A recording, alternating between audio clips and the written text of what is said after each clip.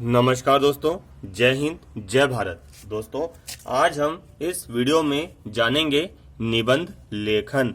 निबंध का विषय है प्रदूषण, कारण और निवारण, यानी कि पर्यावरण प्रदूषण के ऊपर आज हम निबंध देखेंगे।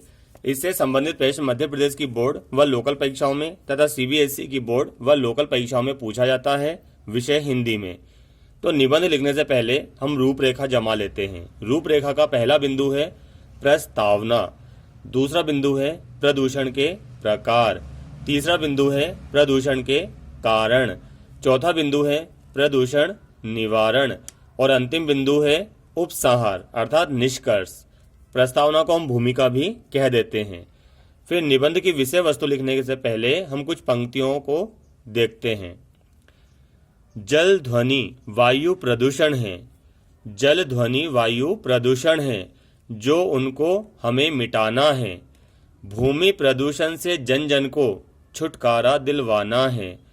विश्व ग्रसित है इससे सचमुच, विश्व ग्रसित है इससे सचमुच मानव जीवन त्रस्त हो रहा। रोग ग्रसित मानव होते हैं, स्वस्थ व्यक्ति भी पस्त हो रहा। तो हम देखते हैं प्रस्तावना। प्रदूषण दो शब्दों के योग से बना है, प्रधन दूषण। इसका शाब्दिक अर्थ है अधिक गंदगी। वर्तमान समय में यांत्रिक उपकरणों, वाहनों, कल कारखानों, शहर के कचरे, चिमनियों के धुएं आदि के द्वारा चारों ओर प्रदूषण का साम्राज्य दिखाई पड़ रहा है। आज संपूर्ण विश्व में प्रदूषण की समस्या व्याप्त है। प्रदूषण के भीषण प्रकोप से जन जीवन प्रभावित हो रहा है। मानव जीवन के अस्तित्व पर प्रश्न चिन्ह लग गया है। अब देखते हैं हम दूसरा बिंदु, प्रदूषण के प्रकार। प्रदूषण मुख्यतः चार प्रकार का होता है: वायु प्रदूषण, जल प्रदूषण, ध्वनि प्रदूषण और भूमि प्रदूषण, और रासायनिक प्रदूषण भी हो जाता है। इसके अतिरिक्त अणु प्रदूषण भी भयंकर रूप धारण करता जा रहा है। यही अणु रूप, इसे हम कहते हैं रासायनिक प्रदूषण, भयंकर रूप धारण करता जा रहा है। विकसित देशों में बड़े पैमाने पर उद्योग धंधों का प्रसार हो रहा है। उनके कचरे, धुएं के कारण अनेकानेक समस्याएं जन्म ले रही हैं, जैसे कि समुद्र की मछलियों का अंधा हो जाना, समुद्र के जो जीव जंतु हैं उनकी प्रजनन क्षमता नष्ट हो जाना, कई सारी चिड़ियाओं का लुप्त हो जाना। वास्तव में मनुष्य ने प्रकृति के साथ अत्यधिक अन्याय किया है, जिसका परिणाम उसे भूकंप, ज्वालामुखी विस्फोट, अतिवृष्टि, अनावृष्टि के रूप में झेलना पड़ रहा है। यह प्रदूषण का परिणाम है। अब हम देखते हैं प्रदूषण के कारण। वर्तमान समय में वाहनों की संख्या, बढ़ती संख्या, उनके धुएं, पों की कर्कश ध्वनि, कारखानों का स्वर, रेलगाड़ी लाउड स्पीकर का तीव्र स्वर, तेज पाश्चात्य संगीत के कारण सामान्य व्यक्ति का भी रक्तचाप बढ़ रहा है, मन तनावग्रस्त हो रहा है, कानों में अनेक प्रकार के रोग हो रहे हैं, श्रवण शक्ति का ह्रास हो रहा है।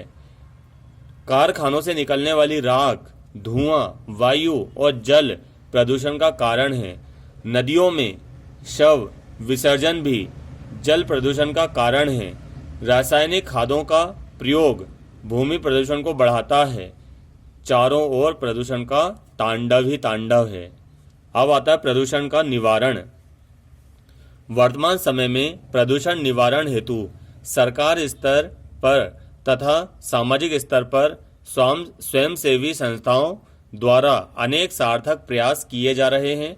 वाहनों की प्रदूषण संबंधी जांच की जा रही है।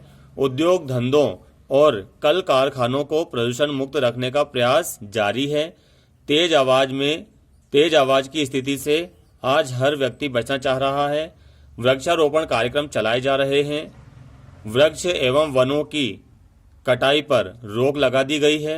देश प्रदूषण मुक्त हो, इसके लिए सार्थक प्रयास जारी हैं। प्रदूषण मुक्ति हेतु जन चेतना भी आवश्यक है। और अंत में आता है उपसंहार। प्रदूषण से मुक्ति मानव अस्तित्व के लिए आवश्यक हो गई है। प्रकृति के साथ हमने जो अन्याय किया है उसका भीषण दंड प्रदूषण के रूप में आज हमें मिल रहा है। प्रदूषण निवारणार्थ यानी कि प्रदूषण के निवारण के लिए हमें अपनी जीवन शैली व विचारधारा में परिवर्तन लाना होगा। मानव की जागरूकता ही सर्वोपरि प्रयास है।